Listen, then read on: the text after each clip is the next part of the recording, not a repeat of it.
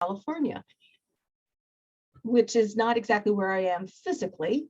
I am actually in just outside of Chapel Hill, North Carolina.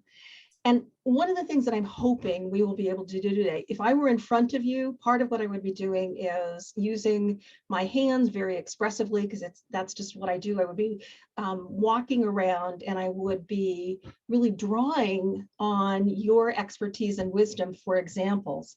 Because we're in a virtual context, instead, what I will be trying to do is to simulate that by asking questions and hoping that you will be generous and share your ideas and your examples and responses in the chat box. So please make sure that you're responding to everyone. And to give you an example of how this is going to work, here's the first illustration for you. What is your favorite children's book?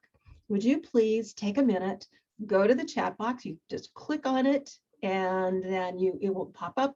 You'll have the opportunity to type a message to everyone. And let's see, Good Night Moon. Oh, and somebody loves Stinky Feet and the Pokey Little Puppy. Who just is getting a warm feeling like this stroll down memory lane as we look at the stories that we love to share with children or that we learned about as children. Thank you so much for your generosity. I appreciate that. And there will be other times for us to really share ideas like this.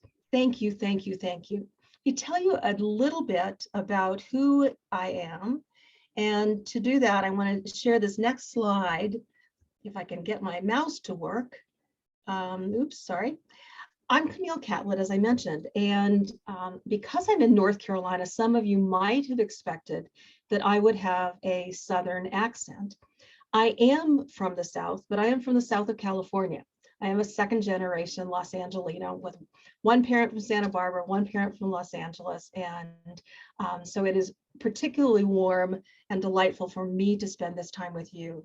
I'll share with you that what I do professionally is mostly work with faculty in colleges and universities all over the country to help them do a better job of preparing their students to work with very diverse children, young children, and their families. So as part of that, some of the things that I have loved gathering are ideas about children's books and many other aspects of how to really make the process of preparing future teachers exceptional.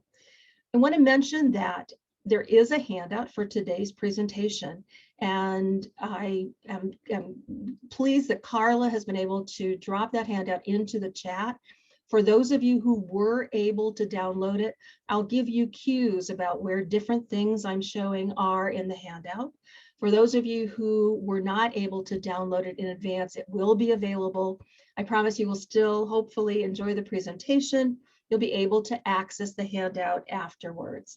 The other thing that I also want to mention is that a tremendous resource for this presentation and to all of us are the wonderful librarians in the world. And I'm going to ask Carla to talk for just a moment about the way in which libraries and books are part of your experience in this session.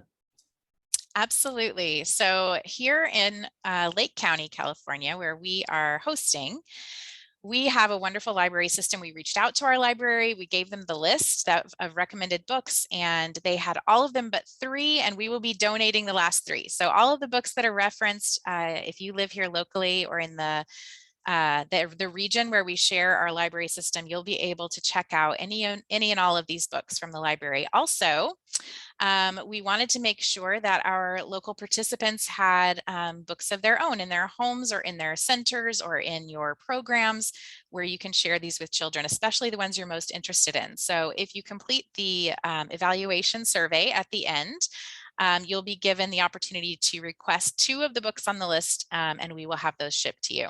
So we are excited to be able to offer that and to make sure you have some tangible things in your hands to implement what you're going to learn today. And I'll share examples of the books that are on that list, so it will not come as a surprise to you. So let's go ahead and get started. And a place that I wanted to begin, for those of you who really like to know what's coming next, is with an overview of what we'll be doing today. I'm going to talk a little bit about something that may seem like an odd topic about mirrors, windows and sliding glass doors. It's a way for us to really think about how we select and use children's books. And also give you a little bit of information about what we know about the kinds of things that are currently available in children's books. We'll talk then about selecting and using children's books to promote identity and equity and inclusion, about ideas for partnering with families. I'm going to share 3, I think, great resources that I bet you'll be glad to discover. And then we'll focus on children's books, specifically on the topics for today and some additional resources. So just as a starting point, what I'd love for you to do is to think for a minute with me about the word inclusion, because when I use the word inclusion, I want to make sure we're all thinking about the same thing. One definition of inclusion that 2 early childhood organizations developed, the National Association for the Education of Young Children and the Division for Early Childhood, is up on the screen now. And that reminds us that the desired results of inclusive experiences for children with and without disabilities in their families include a sense of belonging and membership, positive social relationships and friendships, development and learning to reach their full potential. So when we talk about inclusion, if the way that we're using a book is only good for a particular child who happens to have an identified disability, we're not doing the best job we could. We really need to make sure that we are thinking about each and every one of the children and how to support who they are and what their potential is. Imagine if we could achieve this vision of inclusion, what it would mean for bullying, for self-esteem. The other thing I want to make sure, though, that we're thinking about is there was a point in time where when we use the word inclusion, people only thought about disability. So they would think about a child with Down syndrome, for example. That's the only thing they would think about. Right now, I'm probably working with 25 different families, each of whom has a child with Down syndrome, and no 2 of those are the same. So this is a new vision that just came out in September of last year from Young Exceptional Children.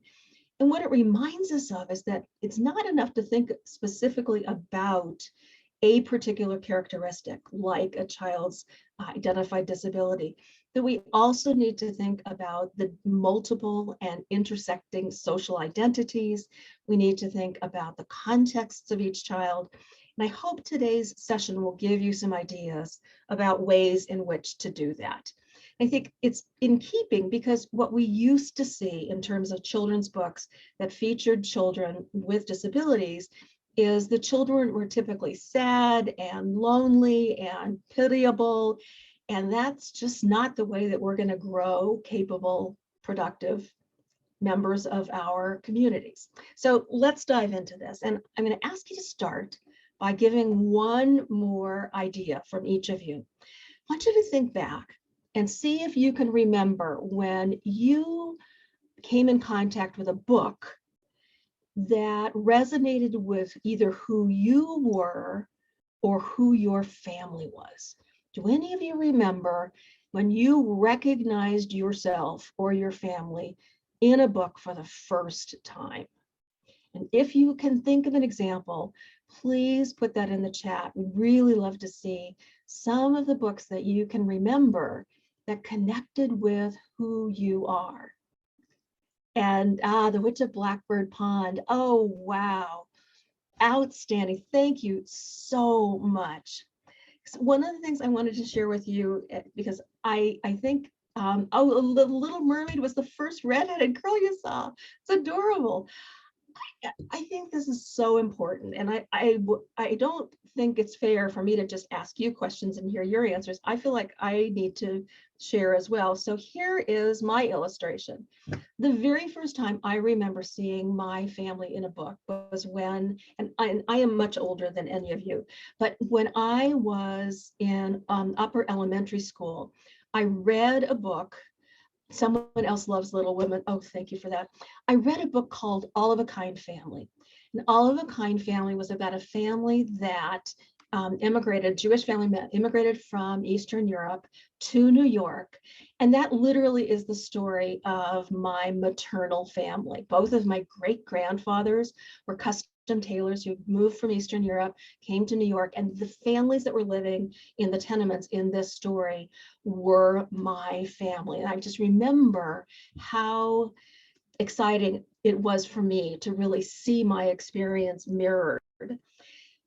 What I'm going to do now, starting now, is to point out, as I mention things, places where you can get more information about anything I mention on the handout. So if you look at the handout on page 1, what you're going to see in the top section is the activity that we just did. It might be fun to do with some of the people that you work with. I will not be surprised if there are people who have never seen themselves in a book. And I think that's part of the conversation today. And what can we do about that? Or how can we make sure that other independent, feisty little girls meet Pippi Longstocking? So how can we be part of changing that? The other thing that's there for you, though, is an article that's called How You Felt When You Recognized Yourself in a Book for the First Time.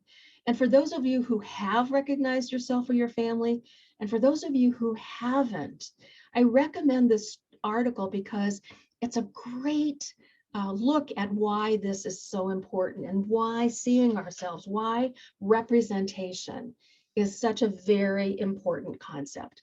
Let me tell you a couple reasons why. One is that we know, and this is data from 2021, we know that particularly for children of color, they are not seeing themselves in the books they read.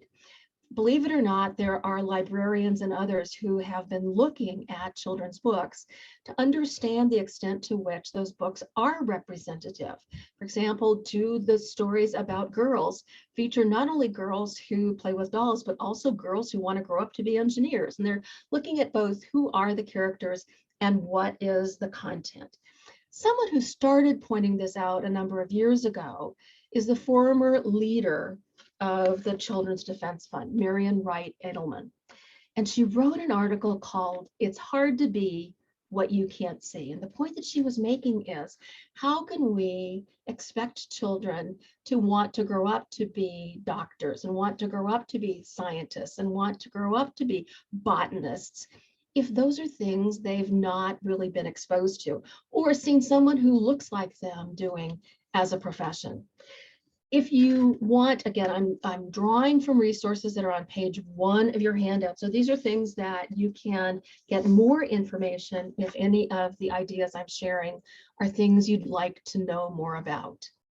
And here's another thing for you to consider. There's an incredibly talented woman named Rudine Sims Bishop, who wrote in a profound and moving way about what we need to think about when we're considering books for children. And she really saw books as a vehicle for promoting inclusion, both inclusion of children who learn differently, look different, and in many ways who are different. I'd like to tell you a little bit about the way she organized our thinking about this. What she said, well, actually, before we even go there, I want to show you a very quick video. So there will be several videos throughout the presentation today. This one is teeny weeny, so watch fast. A wonderful book by a man named Matthew Cherry is called Hair Love. I'm sure some of you have seen it. It also was an Academy Award winning short subject film. And what you're about to see or hear is the reaction of a little girl. The little girl you see at the bottom of the screen has the book Hair Love open to a picture of a child who looks just like her. And I want you to see and hear her reaction.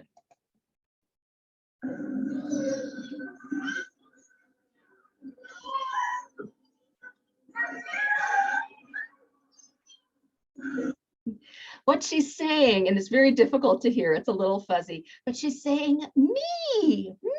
She's seeing herself in this story. I wanted to make sure that you got to see that example before we went into the way in which Oh, actually, Shannon, hold that thought. It'll be coming up in a minute. You're a couple steps ahead of us. Shannon's predicting something that we'll talk about in a minute.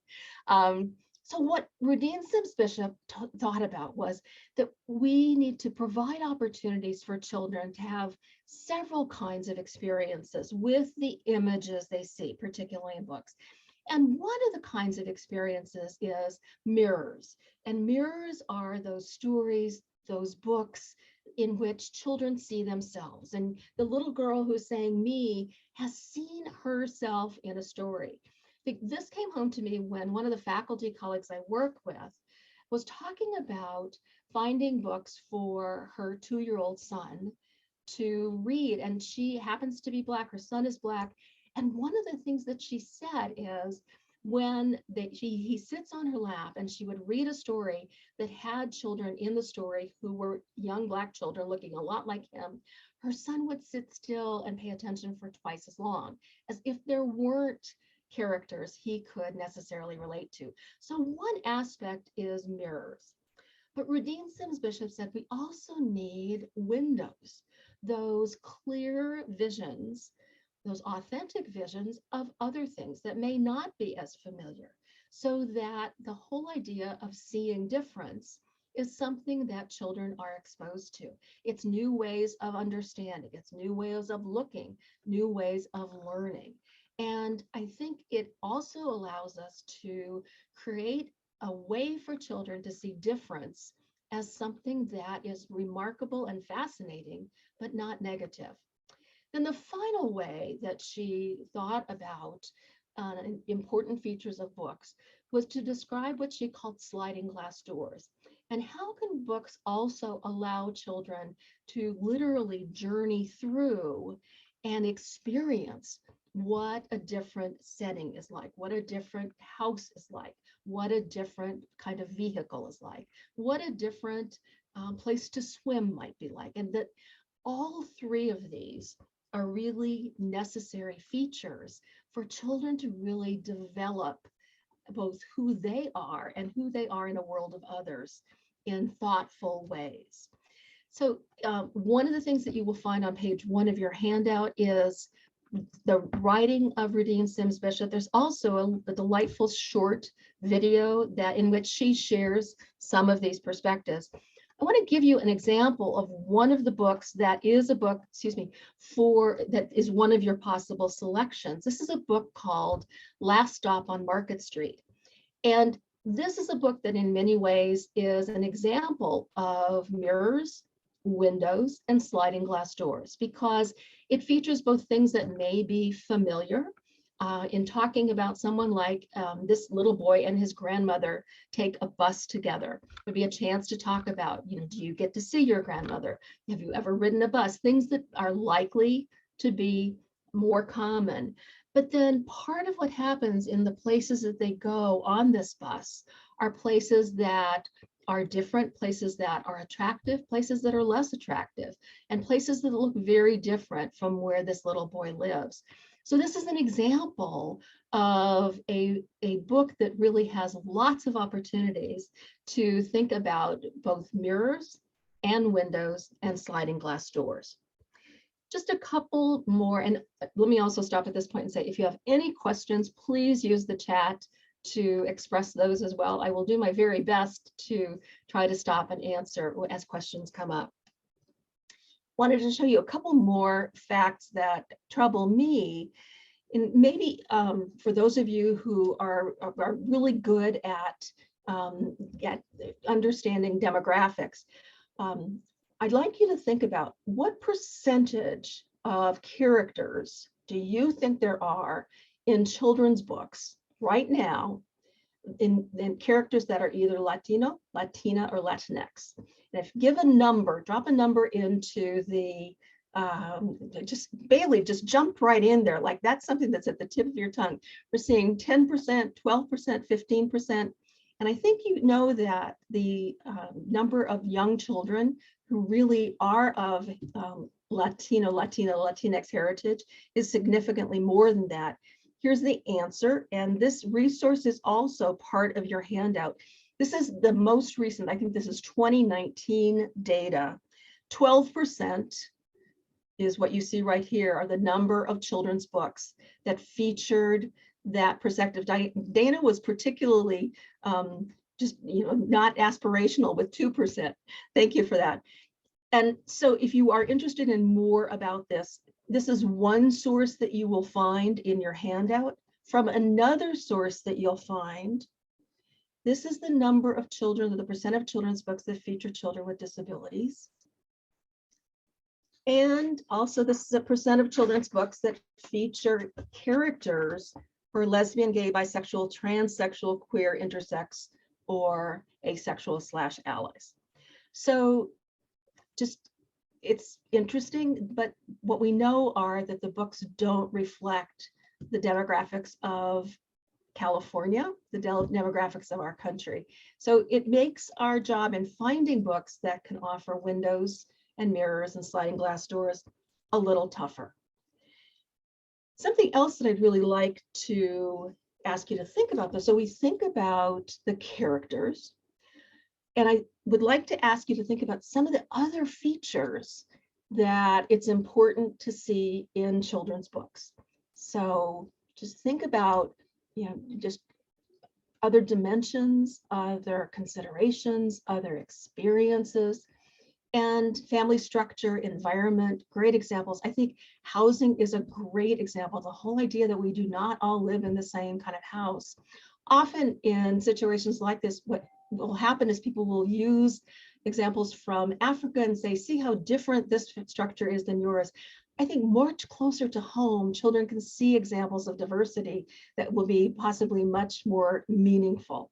So let's take a look and see if we can discern some of the things that it might also be important to take a look at, because I think many of you are involved in supporting children who are in foster care. You may be foster parents. And I think one of the things that was so important that was in the list that you wisely knew about was, what are different family configurations? And what are also some of the things that are not necessarily visible dimensions of culture and diversity? I'm sure you have all seen this picture of culture. And at this point, let me also tell you that I will be sharing, or actually Carla will be sharing, this set of PowerPoints with you. So if there's something that you see in the slides that I'm using that is new or that you would like to follow up on, I hope that you will see this as a resource. And Marina, thank you. Something else that we also are looking for is possibly the literacy level of families, or the differences in family knowledge and need.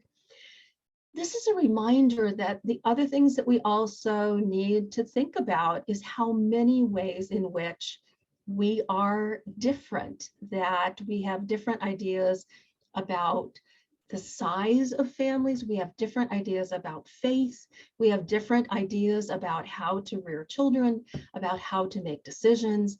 And so I think there are so many opportunities in children's books to explore many dimensions of culture. One of the things I'd like to share with you, and this is on pages 7 and 8 of your handout, is with some thoughtful colleagues. One of the things that we have done is to create a checklist that can be used to look at children's books and to consider whether or not they do reflect equity and diversity. And that happens in terms of the characters, certainly, in terms of the story, in terms of the theme, in terms of the setting, in terms of the illustrations. I'm still finding children's books in which Latina and Latino characters are dressed in sombreros and serapes, as if that is what any individual of a Latino and Latina heritage might look like. So I think one of the things we always have to be looking at is, how will this be a resource to children? How is this authentic? And how is it thoughtful in what it's purveying? So it's a 2-page resource.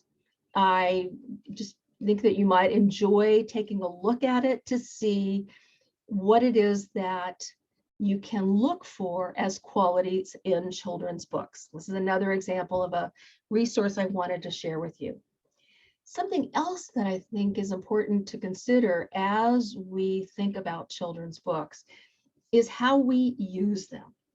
And something that is a handout, a resource that's on page 2 of your handout, is a collection of resources on talking about differences. One of the things that often happens when we read a story that has examples of windows is that children may make a comparison between something they know and something that's less familiar. And I think one of the opportunities that is too often missed is the opportunity to really help children think in a thoughtful way about similarities and differences. So one of the things I'm going to remind us all of right now is that recognizing differences is a really important cognitive capability for young children. Young children must recognize differences visually in order, for example, to learn to read. Because if they can't see the difference in space between a lowercase b and a lowercase p, they're really going to have difficulty learning those letters and the sounds that go with them. So recognizing differences is a very important skill. What these resources bring are thoughtful ways for children to develop a vocabulary for talking about difference. So instead of seeing something that's different and saying that's weird or that's ugly or that I don't like that, how can we really help children develop a vocabulary that says that's new, that's interesting, and to really have a respectful way of talking about difference and learning about difference and being open to difference. So this is a collection of resources for doing that. So for those of you who read to your children, or for those of you who help other people learn to read to their children, these may be resources that would be helpful in thinking about how to do that in ways that thoughtfully explore and discuss differences. So what you're seeing on this page, there are several different ways that I do some very unusual. That's interesting. Is a great, Carla, thank you for thinking about that. So what I do several things as a volunteer. I coordinate 2 free international listservs. And one of them is the listserv that you see right now. It's called Natural Resources. And every month, a collection of free early childhood resources on a different topic is sent out through this listserv to roughly 10,000 people. At the end of this presentation, I'm going to share with you a way to sign up for natural resources if this is something that you, and this is just one example, but if this is something that you would be interested in, I'll be glad to share the resource with you in just a few minutes.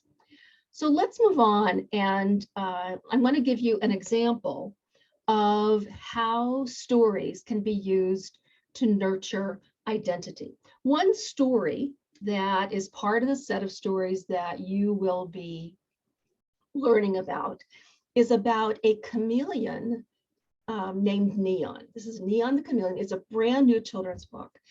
And it's a story about a chameleon who speaks one language at home and is learning another language at school. It was written by Tulia Fanucci, who is a bilingual early childhood educator.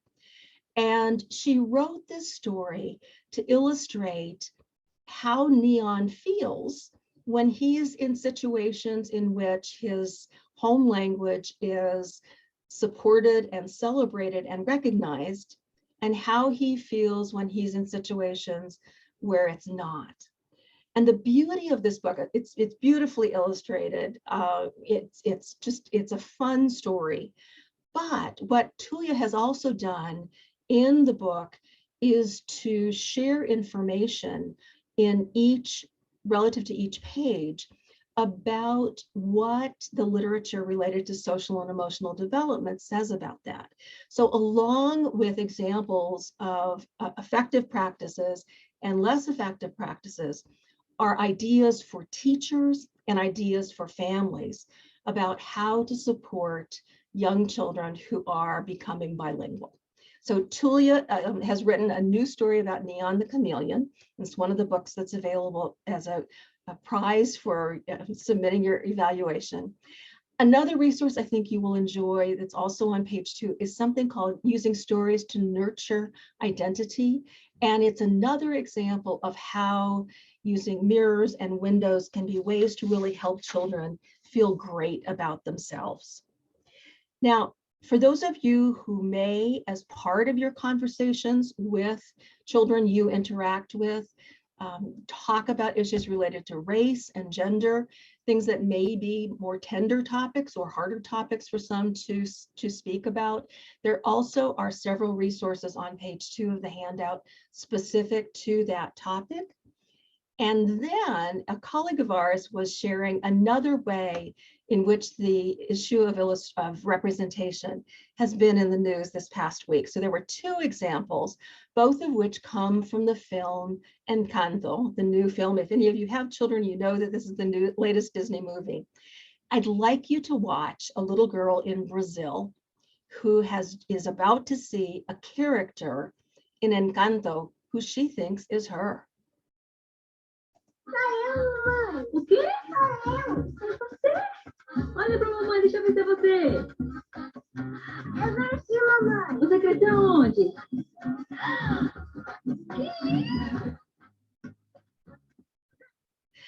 She happens to be speaking Portuguese. So if any of you speak Portuguese, you probably know exactly what she was saying, which is, it's me, it's me, it's me, it's me.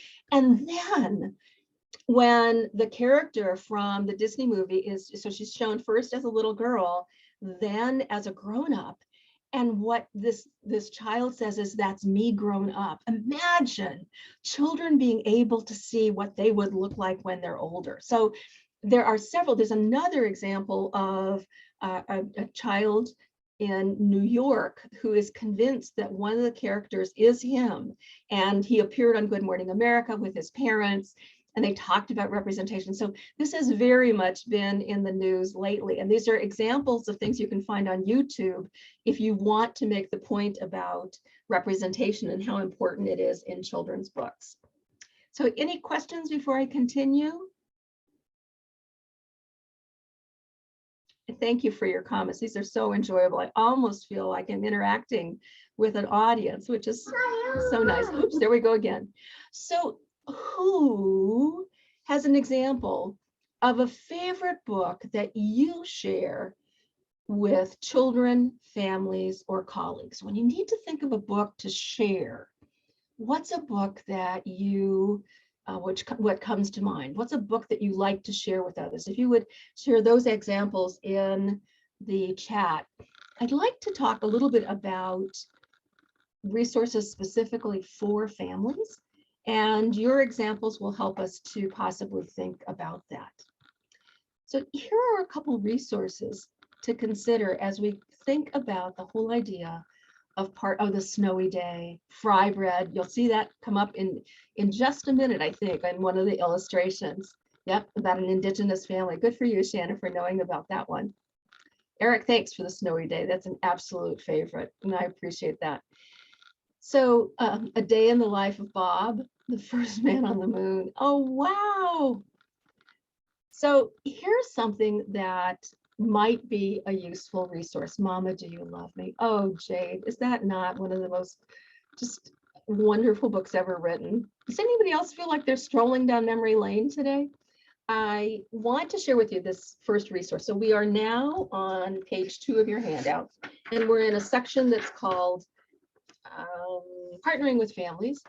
The first resource that's there. So some families who may be fostering children, this may be a new experience for them, or this may be an experience they've not had for a while. And the whole idea of how do you promote literacy and what role does language play in building literacy may be something that it would be helpful to have a really thoughtful, quick overview on. A group at the University of Washington has assembled some wonderful resources, and the illustration that is in your handout is something that's called Foundations of Literacy. It's a 20-minute video with embedded clips. There's also a handout that goes with it. There are additional resources. And what it does is to really lay out the connections between language and literacy, and has some great basic information about how to build literacy in young children. It's free, it's readily downloadable, so this may be something that you might want to share with families or with others. While you're there actually is an entire series. There are probably 15 or more of these. They're called iLabs modules that are from the University of Washington. That's ILABS. They're fabulous, and they have others on social emotional development, on just about any topic you can think of for very young children. Here's another example. And one of the things that we sometimes forget is that as adults, often when we read something, we read it once and then we may pass it along to someone else, we may put it away, we may file it. Reading is very much a developmental phenomenon for children. And reading things again, it's just like how I'm sure each of you has had an experience like this. You introduce a child to the Itsy Bitsy Spider and you teach them the finger movements that go with us. And the first thing that happens when you finish is that they want you to do it again. Well, books are like that, and early stories are like that. And this is a great resource that highlights how important it is to not only read thoughtfully and share books thoughtfully with children, but how to really do that in ways that allow for repetition, and how much those opportunities give us. In a few minutes, I'll share some information about a particular strategy for building off of stories that are familiar. But I want to share some research with you. And one of the things that has been a topic of research here at the University of North Carolina in Chapel Hill is looking at strategies that are particularly useful for supporting the early literacy of Black children, because we have a very significant population of young Black learners in this state. And one of the things that has been discovered by researchers in this area is that not only is it important for children to hear stories again and again, but that when children retell stories, they get new insights, new dimensions, and whole new ways of understanding stories. The connection that's been made for Black children, and particularly for Black boys, is a direct connection to slavery, when ancestors were not allowed to learn to read, and the only way to carry tradition forward was orally. So in many Black families, I suspect in many Indigenous families as well, the oral tradition for how we pass things along is very strong. So one of the things we continue to learn is that it's great to both read a story again, and then also ask children to tell us that story and to hear what they're taking away and to see where there are opportunities to expand. If we have time, I'll show you another example of that at the very end of today. One more illustration specifically for families is that it's often the case in thinking about books for children that we think about an age at which children would begin to read books as part of preschool or possibly as part of kindergarten. And this is a particularly nice example from the National Center for Family Literacy of ways to provide opportunities for very young children to interact with books. So this is specifically for infants and toddlers. I think the illustration gives you one example that what we're looking for are books that are not flimsy and destructible, but books that really are prepared to be interacted with in any way possible. But this is yet one more example of the kind of resource that you may find useful, or these may be resources that you share with somebody else. So I just wanted to offer these as ways in which you can share resources with families. One other thing that I want to mention is, as part of other work that I do, I've compiled a list of free resources related to literacy. And this includes research on literacy, it includes articles, it includes videos, and it includes websites. And some of these are ideas for families, some of these are ideas about promoting identity, but it's a collection that I would like to offer as a resource to participants in this session. And at the end of the session, I'll tell you how to get a copy of that if you would like to. But I know that there are many different kinds of learners who are with us today. Some of you want to say, give me one good example, tell me your very favorite, and I want to run with that. I also know that there are learners who say, show me everything there is, and I'll make the decisions about what's the most meaningful and useful for me. So I'm hoping that we're going to be able to meet both needs as part of today's presentation. So the next thing I wanted to do was to share examples of 3 great resources with you. And as I thought about doing this presentation, one of the things I was trying to conceptualize is, what are the best gifts I could possibly give you? And I thought about the fact that many of you work with young children who are in foster care or with foster families. And I thought also about the tremendous stress that COVID has placed on the evolving social and emotional systems of young children and of adults. So one of the kinds of resources that I wanted to share with you is something that's called Book Nooks. I'm going to show you this example. So Book Nooks is listed on your handout. Each Book Nook is matched with a children's book. There are 25 of them. And they're very common books that you may have on your shelf or you may find in your library. And each book takes the basic story that children can listen to and participate in, and then it extends the story to different ways of building social and emotional learning and development. And it does it in ways that connect to art and connect to STEM, which is science, technology, engineering, and math, and connect to movement and connect to music.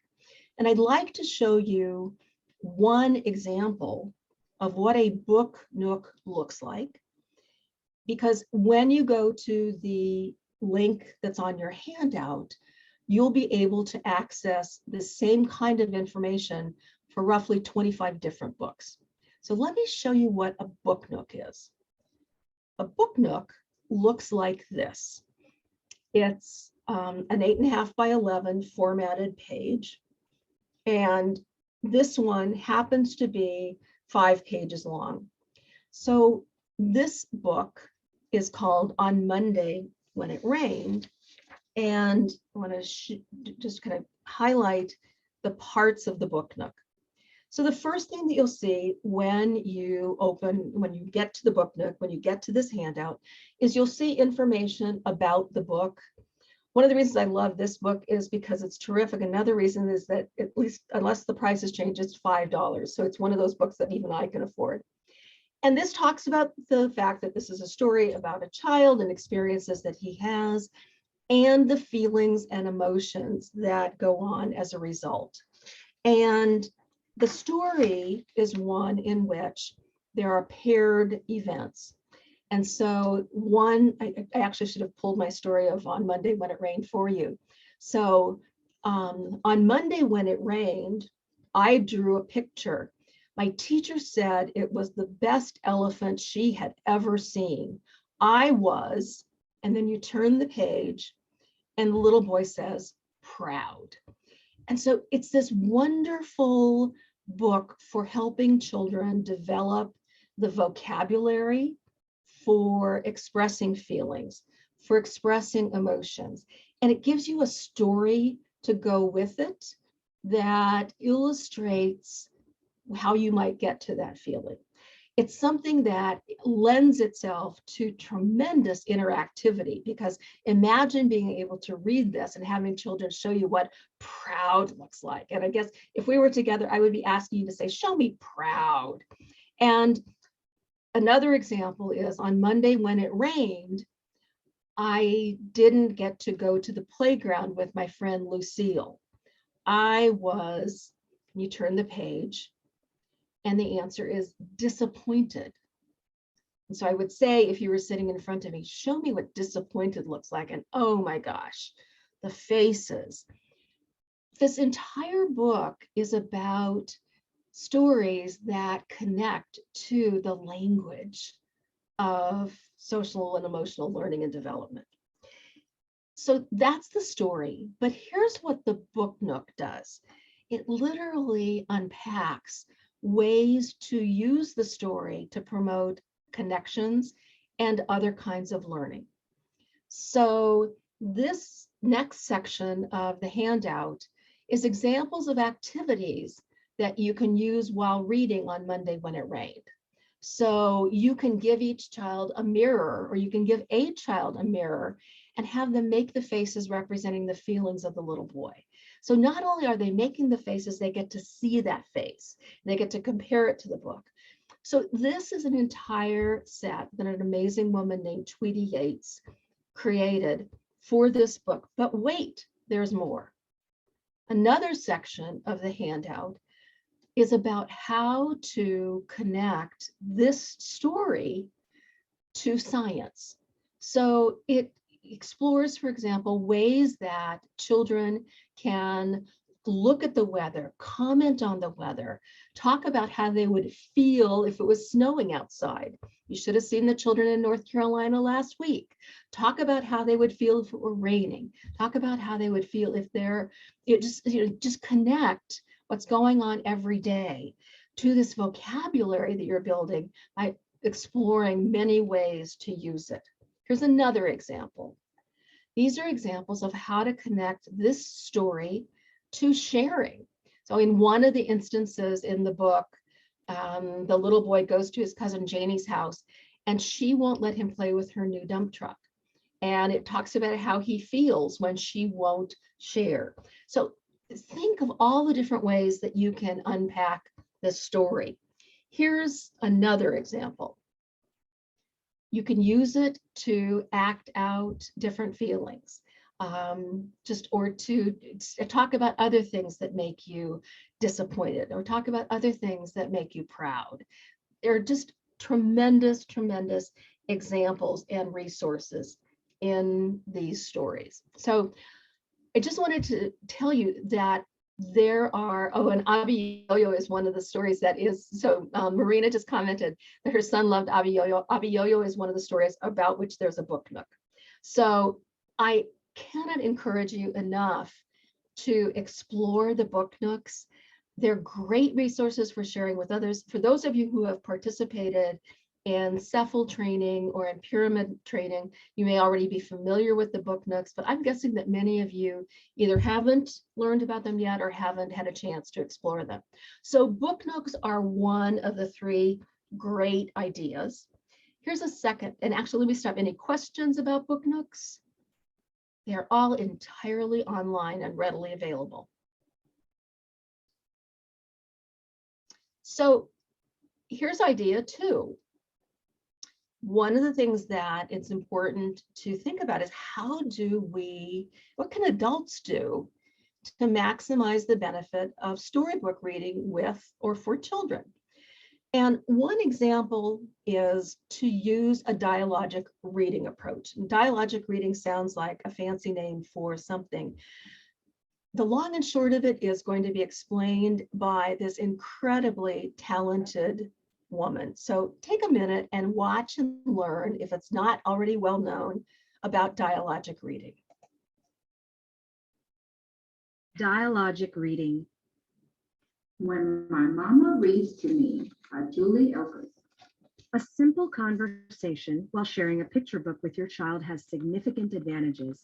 This practice, called dialogic reading, is an easy addition to your story time and promotes positive language and social development. Ooh, what do you see in this pretty picture? What is that? Pictures. Pictures. And what else do you see? A baby. How you read with your children is as important as how often you read with them. Here's a simple way to remember how to use dialogic reading with your child. Comment on the picture. Wait for your child to talk. Ask questions about the picture. Wait for your child to respond. Respond by adding a little more to what your child says about the picture. And what else do you see? That's right. 2 elephants. 2 elephants. Tiger. Tiger. Good job. And where do you think they are? Tree. Yep, they're in the trees at the zoo. Here's something you can do today. Let your child choose a book with colorful pictures. Snuggle up together. Comment, ask questions, and respond. Use CAR to get your child talking. Dialogic reading makes a difference. The URL for that video is not on your handout, but it is in the notes section of the PowerPoint, or if you have trouble finding it, let me know. Tweety Yates once said that when you combine the story with thoughtfulness about social and emotional development, it's like a story plus a snuggle. So that's, I guess, the way that I think about that. Now, for some of you who may be supporting families who are working to really support a child and bring a child into a new situation and develop reading formats and processes, one of the things that may be helpful is learning more about dialogic reading. So I wanted to let you know that there is a free module available. You'll see it on your handout as Connect Module 6. And all the resources I'm about to share with you are all free and readily available in English and in Spanish. And so the first thing that you'll see in the Connect module is a video in which a teacher says, I really want to know more about how to maximize the benefits of book reading for children. And you just see the teacher expressing that. Then, and also in the PowerPoints that you'll get, the direct link to each thing in the slide is there as well. For those of you who really like to know whether something is evidence-based or not, or what the background is on particular resources, information on the evidence for dialogic reading is there. Then the other thing that you'll find is handouts and a whole series of PowerPoints in which a very talented adult shows you step by step how to use dialogic reading with a child or children. And the way that she illustrates that is particularly skillful. She uses the example of carrot soup, and there's a series of several videos.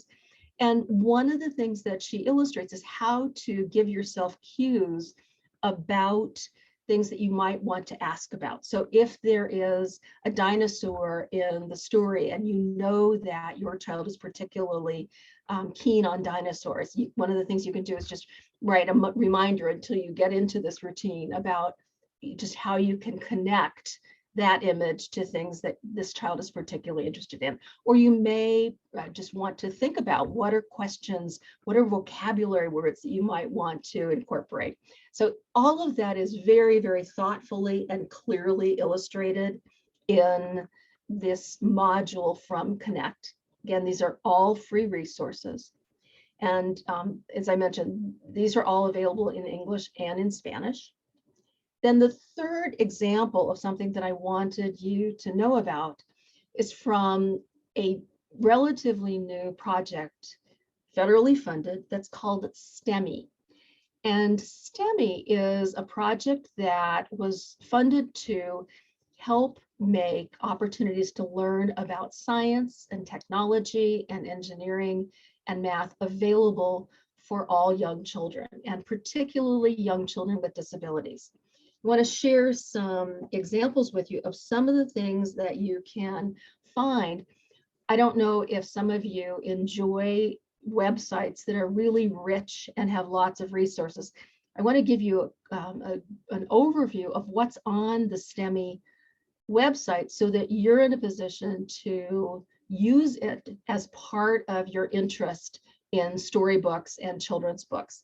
So one of the things that you'll find on the Stemi website in their section on resources is what you see in front of you right now. And down the left-hand side, what you see is a column where you can say, I'm interested in resources about any of these things, about resources that have to do with mealtime. And I checked, I'm interested in resources that are about story time. And what came up are the kind of things like, or actually were, I think, over 40 things like what you see here on the right. So one of you mentioned how much, how important the book, The Snowy Day is. One of the storybook conversations that has been written about on the Stemi website is The Snowy Day. And let me show you what the storybook conversations look like.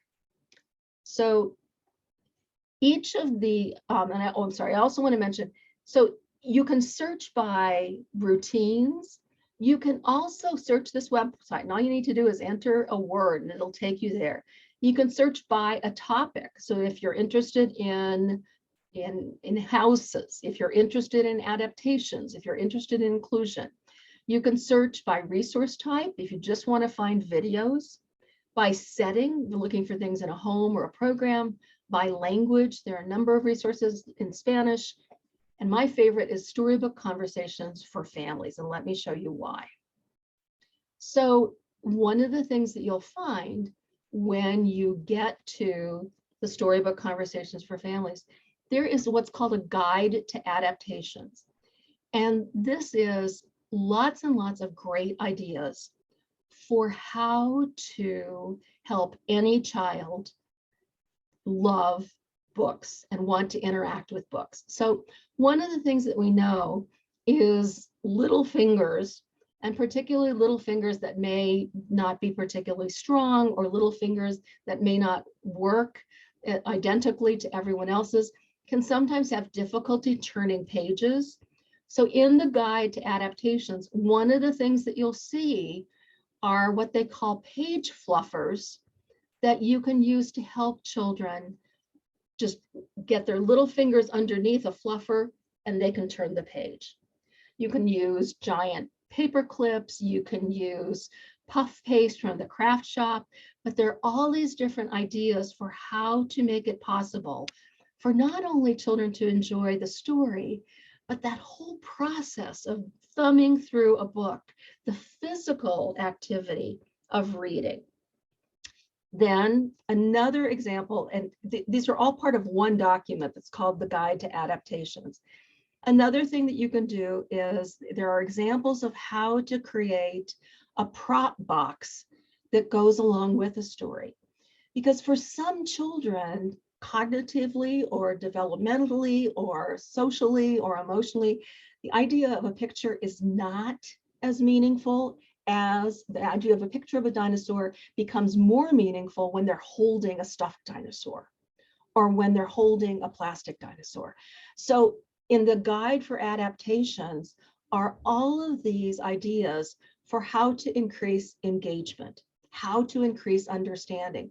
And sometimes just being able to hug the dinosaur makes the story about the dinosaur that much more interesting and that much more special. It also offers, again, we're still in this one document called Guide to Adaptations. There are also ways to make the story reflective of the child you're reading to. And this should take you back to that conversation about mirrors. You can literally incorporate the faces of individual children in the stories so children see themselves. So one of the things that you'll find in this collection of Stemi resources for the Storybook Conversations is a guide to adaptations. Let me show you some other examples. There also are specific resources for individual stories. So I mentioned that one of the stories is The Snowy Day. here's an example. I pulled the grouchy ladybug, and some of you may or may not know the story about the grouchy ladybug. For the grouchy ladybug, I want to show you how many different ideas there are on the Stemi website for using this book. So this is the first page, and it gives you examples of how to extend the conversation. So other things to talk about, ways to engage a child. These are examples of resources that you could get from the library. And here are some other illustrations. So this is also from the storybook conversation for the grouchy ladybug. Ideas for going outside. So remember, we're talking about mirrors, windows, and sliding glass doors. This is an example of a glass door, and taking the grouchy ladybug and going outside and possibly looking for a ladybug and talking about why it's important that we release that ladybug.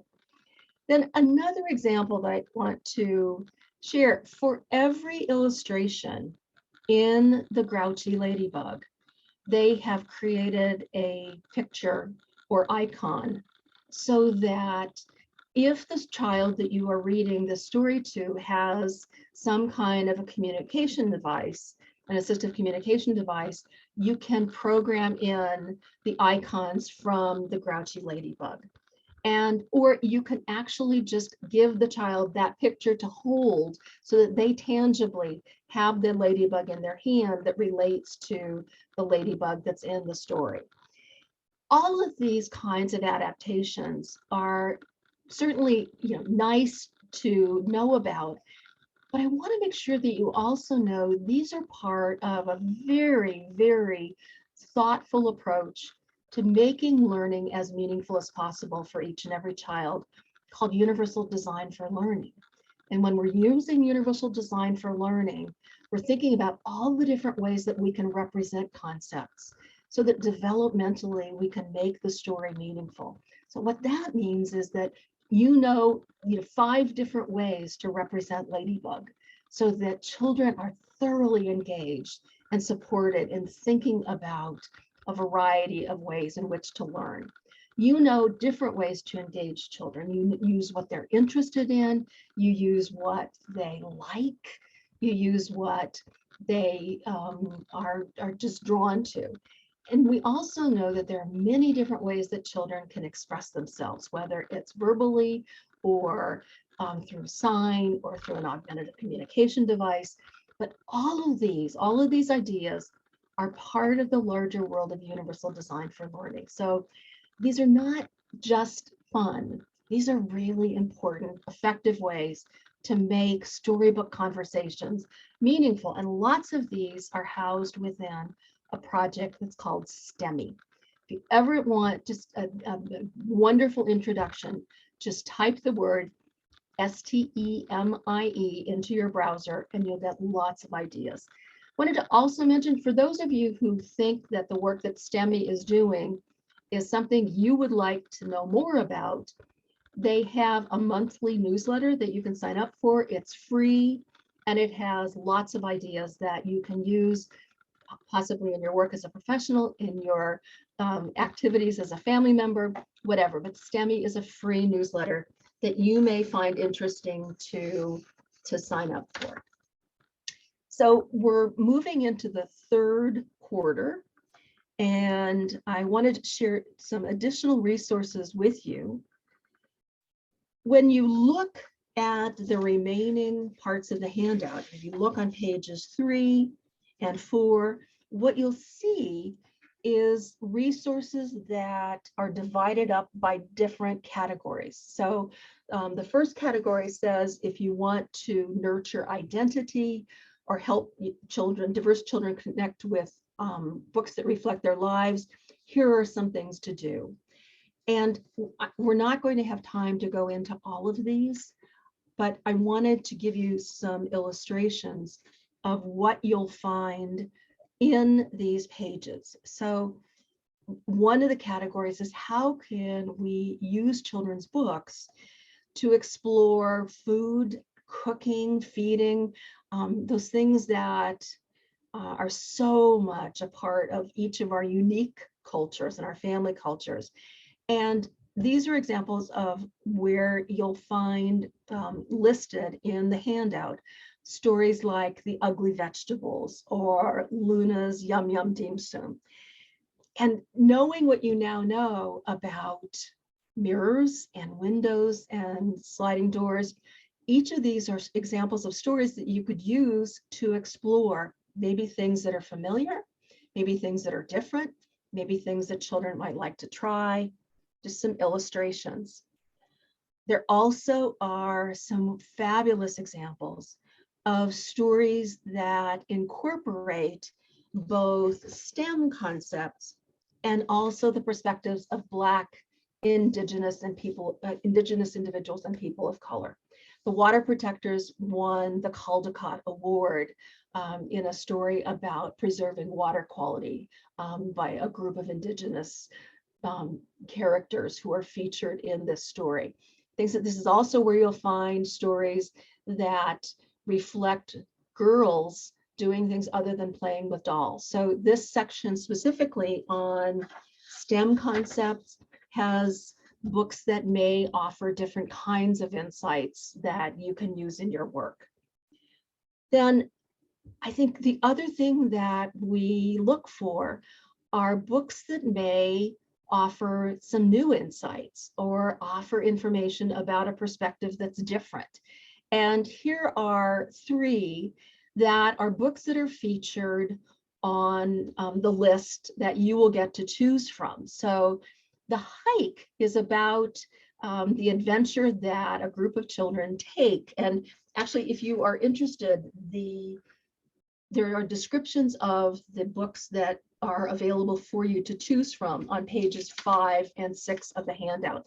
But The Hike takes children on a journey, and it's an opportunity to explore what a hike is, and then imagine how you could take a hike in a house, take a hike in a park. Just what are ways that this new vocabulary could be a chance to open some different doors. Where's Rodney is about a child who and his experiences in a park. And it really opens some interesting ideas. Have you ever been in a place where you can run as fast as you want?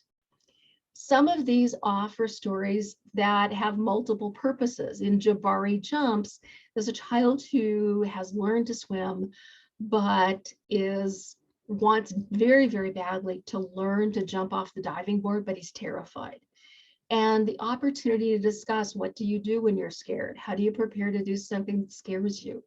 Who can support you when you're scared? Each of these offers so many mirrors, windows, and sliding doors. The other thing that I wanted to be sure that you knew about was that there also is a set of books that are part of the collection. Two of these are, one is not. So Giraffes Can't Dance is another one of the books that is part of the group that you may choose from. And this is just a glorious way of looking at individual differences and building confidence and self-esteem. You've all heard the adage to dance like no one's watching. And I think this is exploring that idea through a child's lens. But it also is about empathy and respect for others. And I hope that you can see the potential for each of these stories to really be a way to build so many capabilities and insights and connections in reading with a child. I talked with you a little bit already about Neon the Chameleon. A book that I forgot to include is a book that's called Where's Chimpy, which is the first book I ever encountered in which the main character is a child with Down syndrome.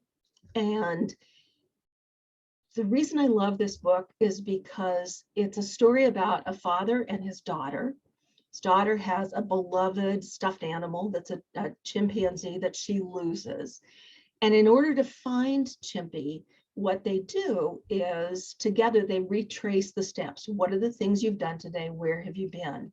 And they go back and look in each of those places for Chimpy, and ultimately they find Chimpy. What is absolutely crystal clear from the illustrations is that this is a child with Down syndrome. It in no way impacts the story. It's a story about a father and a daughter, a lost chimpanzee, and finding solutions and learning how to remember things. So it's a great book for any child. And I somehow forgot to include it in the list, but I wanted to make sure that you knew about Where's Chimpy. I will say increasingly, when you look for these books online, you'll often find a narrated version. So many of these stories are available in print format, but also are available through YouTube or other media to use in a lot of different ways. Finally, I wanted to also mention that there is a set of resources specifically about foster care. And the children featured in these stories are children who are in foster families, or it's a story about a family seeking the opportunity to connect with a foster child. Many of you may be familiar with the Who Loves series, and it starts with an infant version. There's then a preschool version. And Soledad is asking if these are available in another language, including Spanish. Soledad, I am terribly apologetic. I did not check, and so I don't know the answer to that.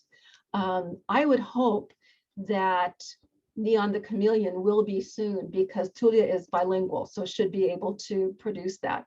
I can check and see. So thank you for asking about that. I will certainly look. But each of these is a different example of a story that has emphasis on fostering or foster care. Each of them has a description, as I mentioned, on pages 5 and 6 of your handout. So if you want to really know more about what the story addresses before you make your decision, I think that will help you with that. So Lena, thank you for asking. I'm so sorry. Couple other things. I want to also say that there are actually awards that are made every year that honor the effort that's being made to portray individuals with disabilities in books for young people. The IBI Awards are something I did not know about, but there's a link in your handout to the 2021 selections. I want to make sure that you know about that. And part of what I hope you will also appreciate is that throughout the handout, there are many, many more examples and illustrations that I've mentioned. I leave it to you to explore the things that are of the most interest to you and to really hopefully make the materials that I've pulled together as meaningful as possible. So at this point, I didn't tell you this, nor did Carla, but there's actually an exit ticket to get the additional resources at the end of this session. I am going to make a request of you. So your exit ticket, in order to get out of this session and get to the additional resources, is what each of you, and don't do anything yet, don't type. I'd like you to do is to think about what's one thing that you will do as a result of what you heard in this presentation. Take a minute to think about it. May even want to write it down on your handout so you don't forget. And then would you please do me the honor of entering that in the chat box? I'd like to see what you're taking away from the presentation.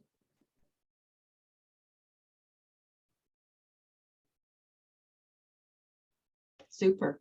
So we are looking to see if books are listed in Spanish. There is a section of your handout that is resources, and I completely forgot to mention this. There is a section specifically on resources in other languages.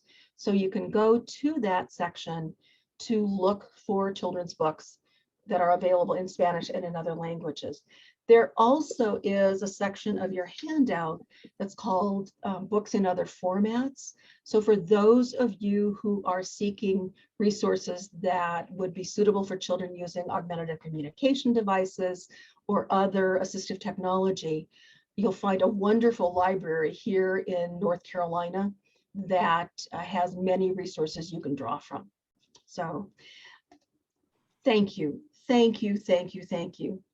Oh, excellent. These are wonderful ideas. Read more multicultural books, explore Stemi, and just please go to that website. I think you'll be mightily awed.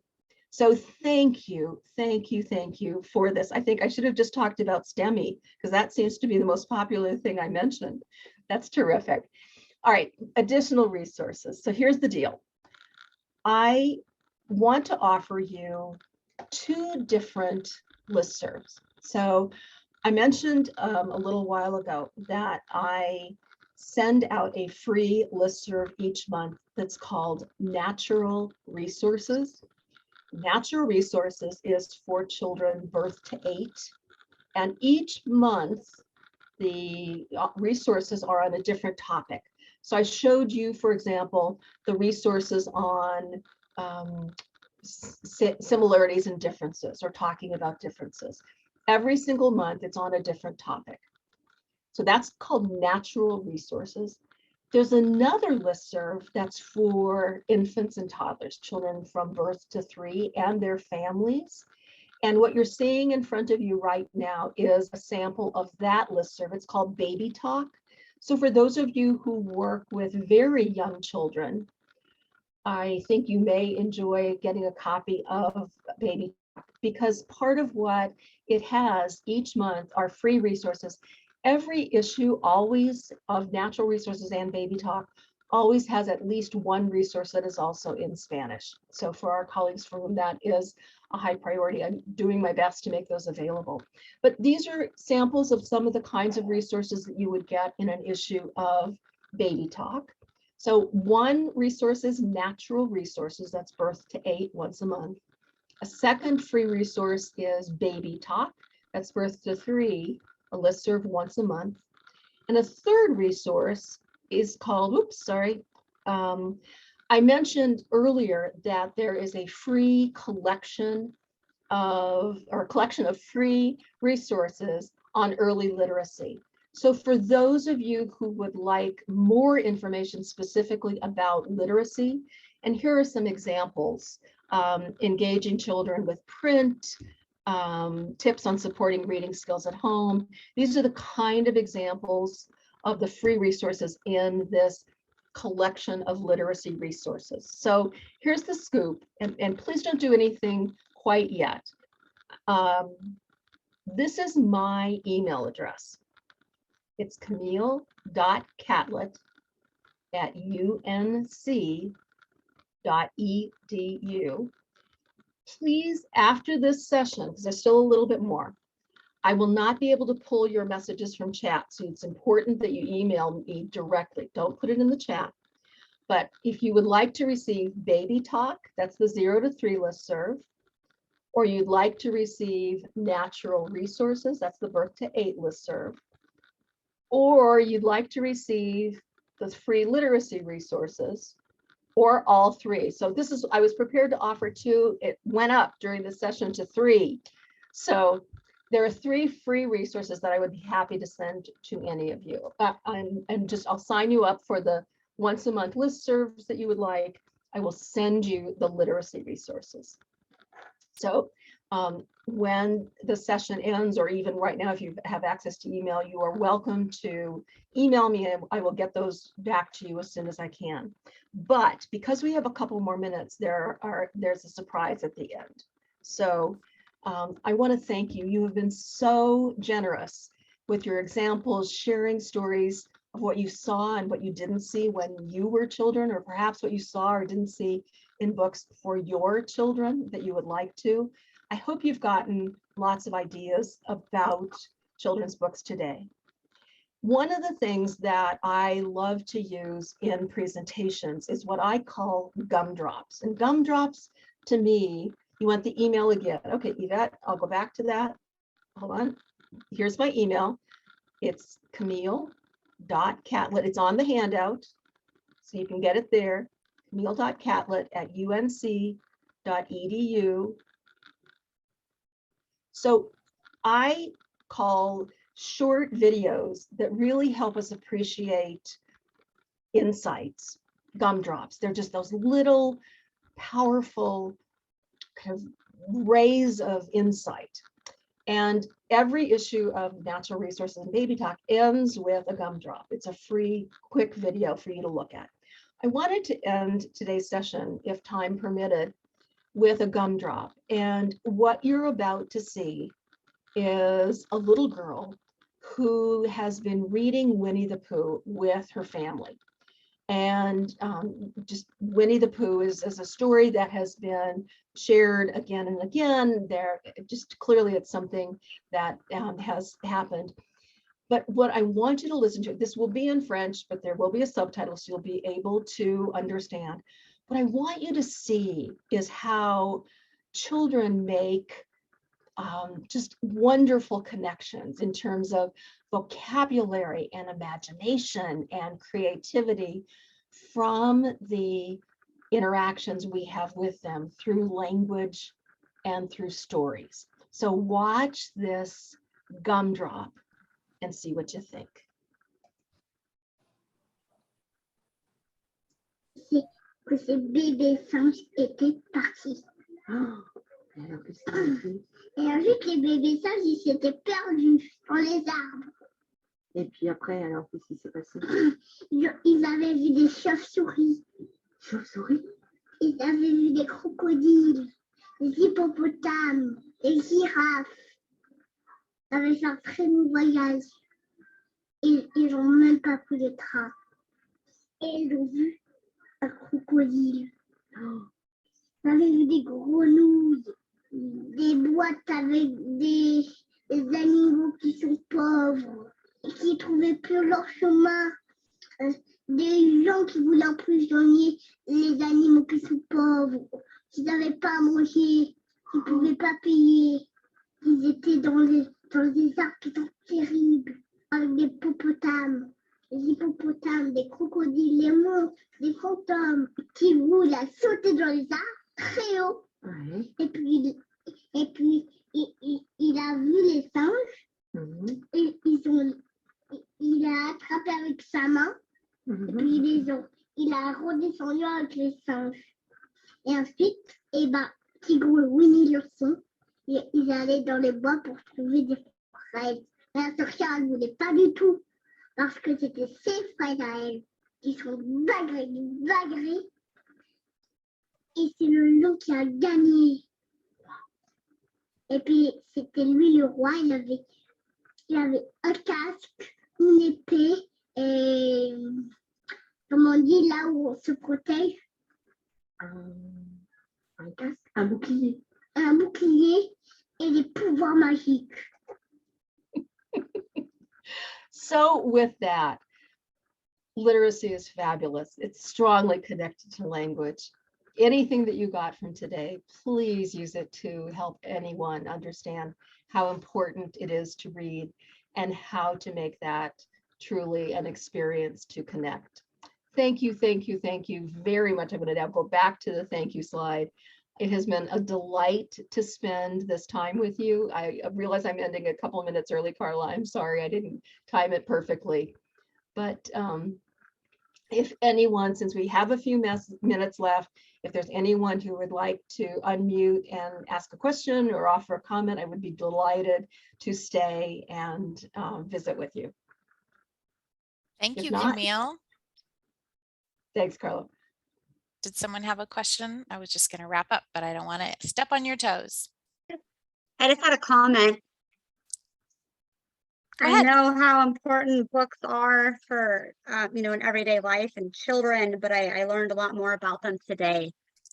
About teaching them a little more, multicultural family dynamics, different housing situations, all of that. So that was wonderful. Thank you. Thank you. I just want You want to say bye-bye? Tanya? I just want to say thank you to Camille for all the information, and thank you, Carla, for bringing her to this presentation. It was great, and thank you for sharing all the resources to us and promoting literacy. So I really appreciate that. Thank you so much.